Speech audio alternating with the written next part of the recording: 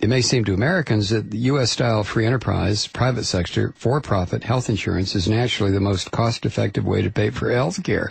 But in fact, all the other payment systems are more efficient than ours. U.S. health insurance companies have the highest administrative costs in the world. They spend roughly 20 cents of every dollar for non-medical costs, such as paperwork, reviewing claims, and marketing.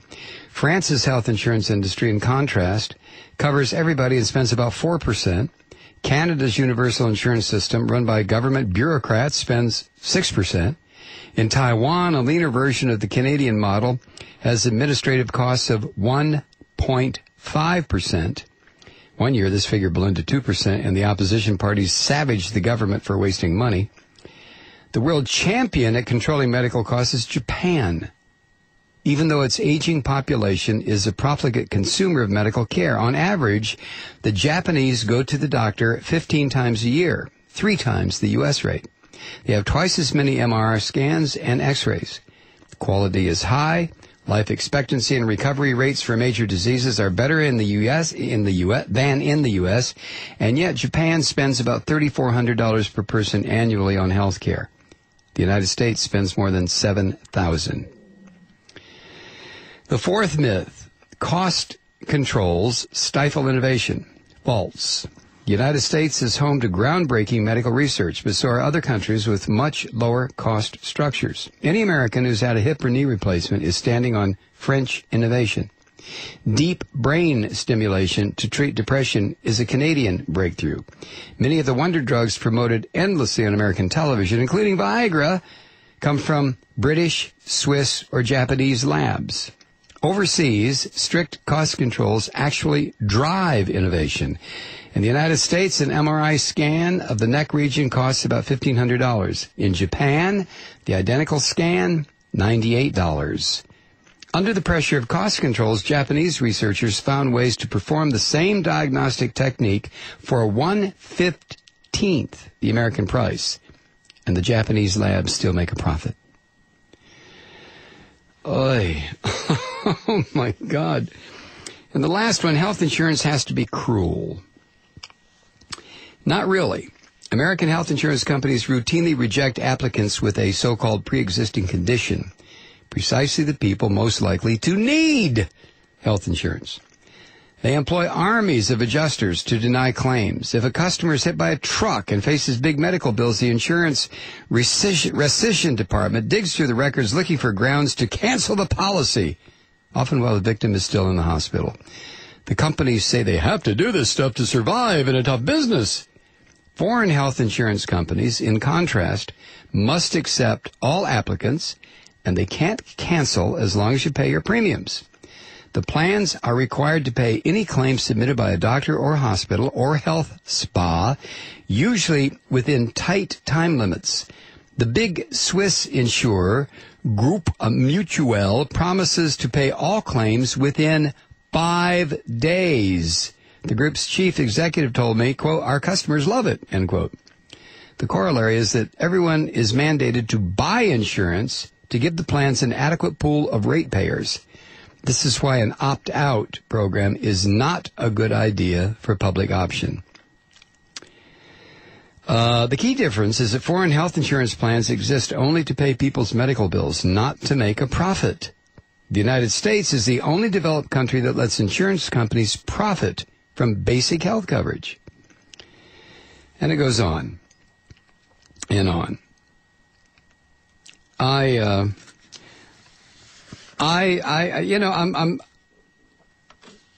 just nonplussed. I'm perplexed. I'm flummoxed. I'm speechless. I'm stuttering. I'm repeating myself. I'm saying "I'm" over and over again, which is a clear indication I don't know what the hell I'm talking about. And that's because I'm lost here. An attempt was made to provide health insurance for everybody, and to do it efficiently, and to do it with a public option. Now, let me preface all this by saying I'm completely against anything. No, let me rephrase it. I think the best plan for the United States is single payer. I'm against other forms in a perfect world where single payer was being promoted. Single payer is not being promoted. This is a first step, if the public option is included, to single payer, I think. So I'm not completely against it. I'm just concerned that single payer was taken off the table before it was even on the table. Kind of like the impeachment of Bush, these damn Democrats. Oh, well. An attempt was made to bring health insurance reform to this country. And what did the Republicans provide for that debate? Death panels. They're going to kill children born with genetic conditions like Down syndrome. They're going to kill the old ladies. They're going to ask soldiers and sailors to commit suicide rather than the goddamn Republicans have injected nothing into this national debate but lies, fear, putrid ratings boosters for swine like Glenn Beck and Sean Hannity and the pig man. Nothing has been put out there by Republicans in media or in Congress to advance the discussion 1 degree. What they have done, the Republicans and their cohorts, is simply muddy the issues, inject all kinds of lies, deceptive stories, outright fraud, trying to, with their goddamn tea bags and their, it's just astonishing to me. And that people wonder why nobody believes anything that the Republican Party has to say anymore, except, of course, the hollow heads. But there it is. An attempt was made, is being made. And something is going to happen. There will be health care reform. I am hoping, health insurance reform, I am hoping that the public option plan will be an opt-in program. Given the madness we have to deal with, and I'll tell you why. And somebody else wrote this or something today. I don't know. Somebody sent it to me, or I had this idea and then I read it and I thought, okay, great minds, yada yada. Kidding. The opt-in program, which will give the states, in other words, the Obama administration will present a public option program for people to buy insurance from the government. And the states will be given a choice to opt in or not. You can allow the governors of the states, the legislatures of the states, whatever it takes, executive order, legislative order, whatever. The states will decide whether or not they want to be in this public option plan. In other words, it'll be available. Not that they have to take it, but it'll be available in their state. I am hoping that the Republican state, the states run by Republican governors, the states that are controlled by these right-wing crazy people, the legislatures that are Republican, all of these various states that have this say no. We don't want it. Meanwhile, the so-called blue states say yes, we'll take it. By the time the next, the 2012 election cycle comes along, I think the difference in health care provided to Americans will be so stunning. It will be a knife into the goddamn heart of the Republican Party. Because people in the red states will say, well, why weren't we included? And the answer will be as simple as you can make it. It'll have to be simple for these right-wing bastards, these Republicans, these conservatives.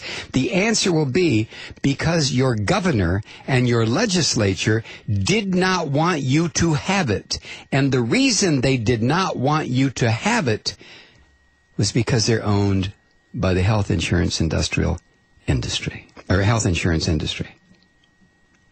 So I hope the opt-in is part of the, like I say, given the fact that it's all this craziness is going on by blue dog Democrats and Republicans and the rest of these swine who don't understand this is health insurance. That's all. This is not a trip to Mars. It's goddamn health insurance. So, okay, let's have the public option as a means of driving down cost.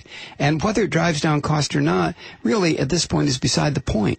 Because I have a feeling that millions of people will choose to, and not just the presently, or the currently, I should say, uninsured, that millions of people will adopt or go for the public option.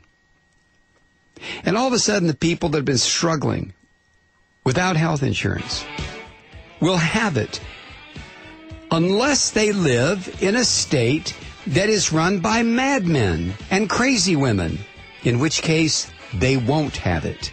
And I think the contrast will do the job.